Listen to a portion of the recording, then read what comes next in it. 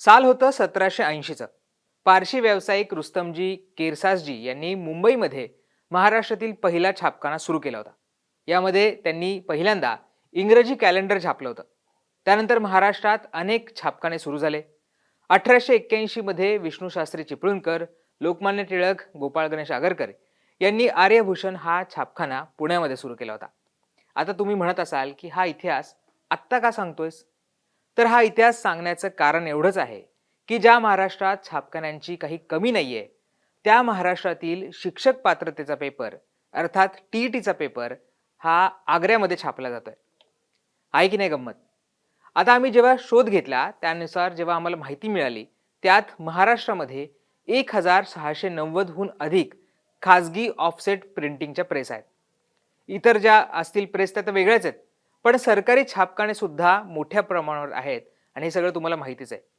हे सगळं असताना महाराष्ट्र सरकारला जो टीईटीचा पेपर आहे तो मात्र आग्र्यातील छापखान्यातून छापून घ्यावा लागलाय. या आग्र्याच्या छापखान्यातूनच टीईटीचा पेपर जो फुटला आहे त्याला सुरुवात झाल्याचं आता समोर आलंय. नेमकं काय घडलंय हे सगळं आपण थोडक्यात समजावून घेऊयात आणि त्यामुळे हा व्हिडिओ तुम्ही संपूर्ण पाहायला विसरू नका. टीईटीचा पेपर फुटल्याचं तुम्हाला सगळ्यांना माहिती आहे. परीक्षेच्या अगदी एक दिवस आधी हा पेपर फुटल्याचं कळालं होतं आणि त्यानंतर ही परीक्षा पुढे ढकलण्यात आली. परीक्षा परिषदेने टीईटीची परीक्षा रद्द केली. दुसरीकडे भिवंडी पोलिसांनी मोठी कारवाई करत पेपर विकण्यासाठी आलेल्या आरोपींना अटक केली.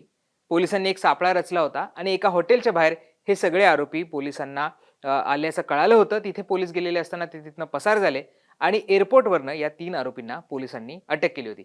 यांच्याकडे हे सगळे फुटलेले पेपर सापडले होते. या पेपर फुटीचा सूत्रधार हा बिहारचा आहे.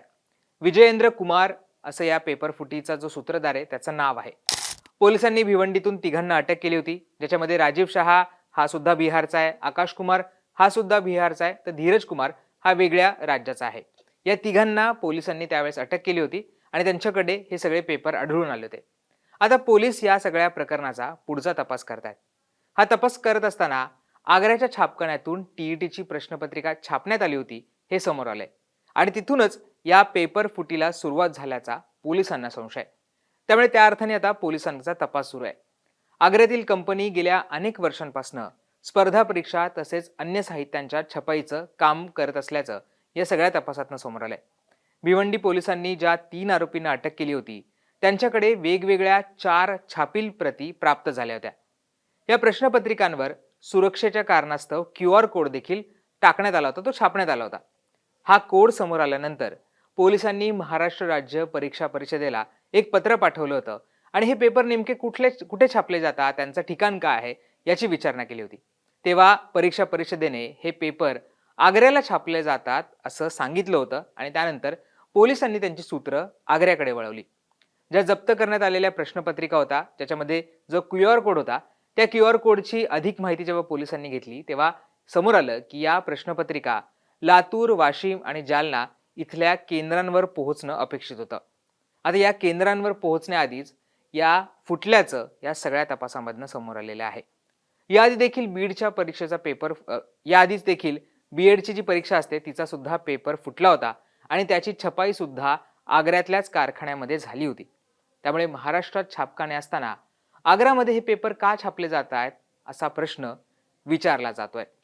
आता जे शिक्षण मंत्री दादा भुसे यांनी जाहीर केलेलं आहे की टीईटीची परीक्षा ही ऑनलाईन स्वरूपामध्ये घेतली जाईल आणि त्याच्यामध्ये सुरक्षेच्या सगळ्या गोष्टी केल्या जातील असं सुद्धा त्यांनी म्हटलेलं आहे. त्याचबरोबर ज्यांनी हा पेपर फोडला त्यांच्यावर कठोरातली कठोर कारवाई केली जाईल असं सुद्धा दादा भुसे यांनी सांगितलेलं आहे. पण हे सगळं सुरू असताना जो महत्त्वाचा प्रश्न असतो की महाराष्ट्र सरकारची परीक्षा आहे, महाराष्ट्रातल्या शिक्षकांसाठीची परीक्षा आहे, असं असताना तिचे पेपर हे आग्र्यामध्ये का छापले जातात, कोणाच्या फायद्यासाठी हे आग्र्यामध्ये छापले जातात असा प्रश्न आता विचारला जातोय. तुम्हाला या सगळ्याबद्दल काय वाटतं? सरकारच्या भूमिकेबद्दल काय वाटतं हे आम्हाला कमेंट करून सांगायला विसरू नका आणि मुंबई तकला तुम्ही सबस्क्राईब केलं नसेल ते सुद्धा करा. धन्यवाद.